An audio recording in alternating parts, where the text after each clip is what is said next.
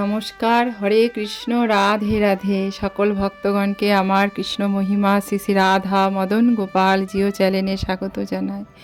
আমার গুরুদেব প্রভুপাদ স্বরূপ গোস্বামী রাতুল চরণে ভক্তিপূর্ণ প্রণাম, মাতা পিতার চরণে প্রণাম, সকল সাধু গুরু বৈষ্ণব ভক্তগণের চরণে প্রণাম জানিয়ে আজকের ভিডিওটি শুরু করছি। আজকে আমরা আস্বাদন করব আমাদের কর্মই কি করে আমরা ফলস্বরূপ পাই।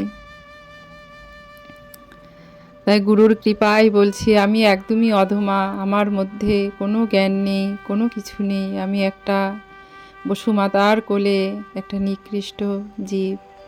ভগবান আমাকে কৃপা করে তার কোলে স্থান দিয়েছেন। রাধে রাধে। তাহলে আমরা আস্বাদন করছি।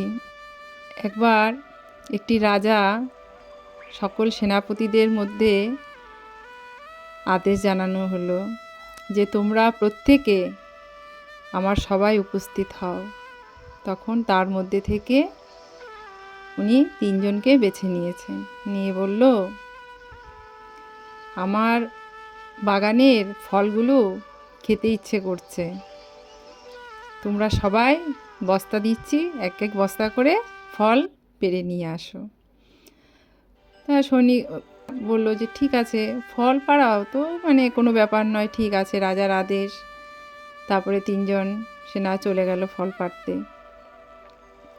তার মধ্যে প্রথম জন কোথায় ভালো আছে, রাজা পাবেন ফলগুলো, সে যাতে ভালো তৃপ্তি করে পেতে পারে, তার জন্য সে অনেক উঁচুতে, যেখানে বড় বড় ফল ছিল, বড় বড় ভালো ভালো, ওর চিন্তনটাই ভালো, যেন রাজা এটা দেখে তৃপ্তি হয়, খুশি হয়, সেই ভাবনা নিয়ে সেই ফলগুলোকে পেরে এক বস্তা ফল সে করে রেখেছে।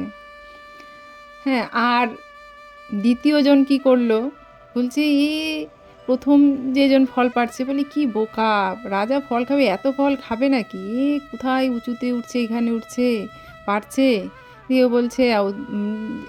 ও বলছে থাক, যেখানে যা আছে আমি পেরে নিই, তাড়াতাড়ি হয়ে যাবে।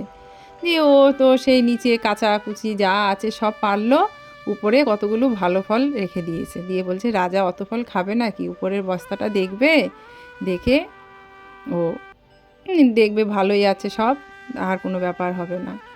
দিয়েও বেশ ভালো কথা, ওটাও হয়ে গেল। তৃতীয় জন বলছে, আমার এত কষ্ট করারই বা কী দরকার আছে, গাছের নিচে কত ফল পড়ে রয়েছে, পাখি খাওয়া টাওয়া সমস্ত কিছু, এগুলোই বস্তায় ভরি, আর উপরে কটা ফল পেরে উপরে সাজিয়ে দেব, আমার এত কষ্ট করার দরকার নেই।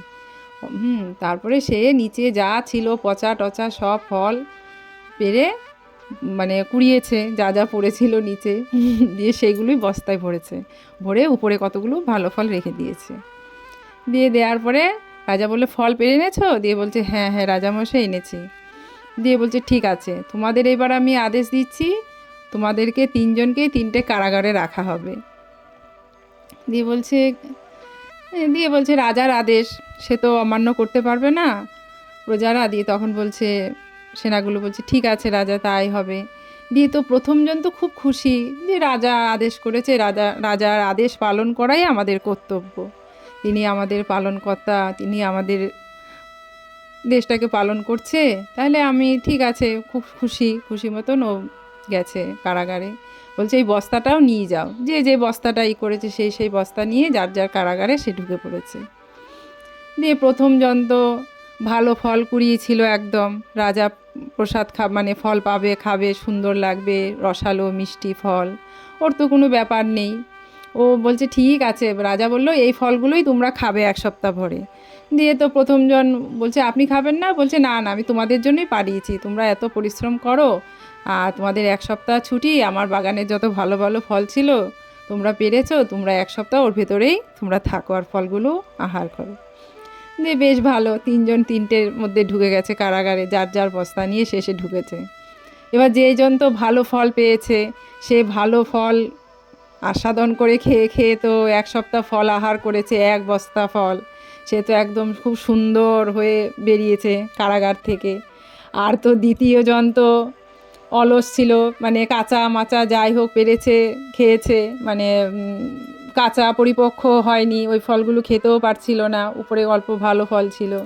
আর তৃতীয় জনের কী দশা হলো, নিচে সব পচা ফল ছিল, উপরের ফলগুলো পচা, সে না খেয়ে একদম রোগা জীর্ণ হয়ে এক সপ্তাহ পরে মানে দমটা প্রায় চলে যায়, তখন বেরোচ্ছে কারাগার থেকে। আর প্রথমজন একদম পরিপুষ্ট সুস্থ সুস্থ বেরিয়েছে, মাঝের জন মানে মাঝামাঝি রয়েছে অবস্থা, সে আর কাঁচা টাচা খেয়ে কোনো রকমভাবে বেঁচে আছে, আর একজন তো পুরো মরো অবস্থায়। তাই এই পৃথিবীতে যে আমার সৃষ্টিকর্তা আমাকে পাঠিয়েছেন, আমরা যদি আমাদের এই শ্বাস দিয়ে যদি আমরা ভালো চিন্তন করে এই ভালো কর্মটাই আমাদের ফল, তাই ওরা সেই কর্মটা প্রথম সেনা ভালো ভাব, ভালো চিন্তন, ভালো উদ্দেশ্য নিয়ে সেই ফল কুড়িয়েছে, সেই ফল পেয়ে সুষ্ঠ হয়ে এখান থেকে কারাগার থেকে বেরিয়েছে। তাই আমরাও এই প্রথম সেনার মতন সুচিন্তন সুভাবনা যেই আস্বাদন করুক না কেন, সে যেন ভালোভাবে তৃপ্তভাবে পেতে পারে, তাহলে সেইটাই আমাদেরকেই গ্রহণ করতে হবে। তা আমরা যা কর্ম করব সেটাই আমাদের গ্রহণ করতে হবে। অলসতা ডরে যদি আমরা কাজ না করি, তাহলে আমাদের সেই রকমই আমাদের জীবন ক্ষণভঙ্গুর হয়ে যাবে। তাই এখানে 3টে পাঠ করে এই নীলাটি হলো, তাহলে আমরা যেরকম কর্ম করব আমরা সেই রকমই ফল পাবো। তাই ভিডিওটি যদি কাহিনিটি ভালো লাগে, আপনারা লাইক শেয়ার সাবস্ক্রাইব করবেন, আমার পাশে থাকবেন, কমেন্ট করবেন। রাধে রাধে, হরি বল।